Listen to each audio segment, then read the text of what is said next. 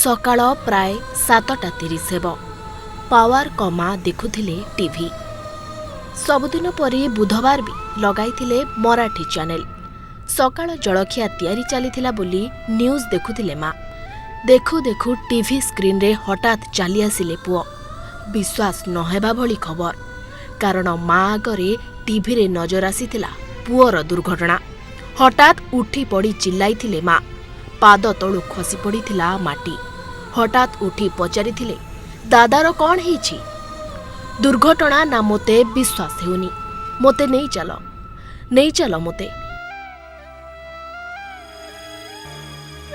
ଆଶାତାଇ ପାୱାରଙ୍କ ପାୱାରଫୁଲ ମଦର, ହେଲେ ନିମିଷକେ ହୋଇଗଲେ ଶକ୍ତିହୀନ। ଅଜିତ ପାୱାରଙ୍କ ବିମାନ ଦୁର୍ଘଟଣାର ଖବର ଟିଭିରେ ଦେଖି ହରାଇ ବସିଥିଲେ ନିୟନ୍ତ୍ରଣ। ମନକୁ ବୁଝାଇଲେ, ଭାବିଲେ ଯେ ଲାଗିଛି ସାମାନ୍ୟ ଆଘାତ। ମାଙ୍କ ଅବସ୍ଥା ଦେଖି ଟିଭି କେବୁଲ କାଟିଦେଲେ ପରିବାର। ମୋବାଇଲ ଫୋନ ବି ଫ୍ଲାଇଟ୍ ମୋଡ୍ କରାଯାଇଥିଲା। ସମସ୍ତେ ବୁଝାଇଥିଲେ ଯେ କିଛି ଗୁରୁତର ଘଟଣା ଘଟିନାହିଁ। ତଥାପି ଆଶାତାଇ ପାୱାର ଅଜିତ ପାୱାରକୁ ଭେଟିବାକୁ ଜିଦ୍ ଧରି ଫାର୍ମ ହାଉସ୍ରୁ ଚାଲିଗଲେ। ଏମିତିକି ଡ୍ରାଇଭର ବି ଗାଡ଼ି ଖରାପ ହୋଇଯାଇଥିବା କହିଥିଲେ। ପୁଅକୁ ଦେଖି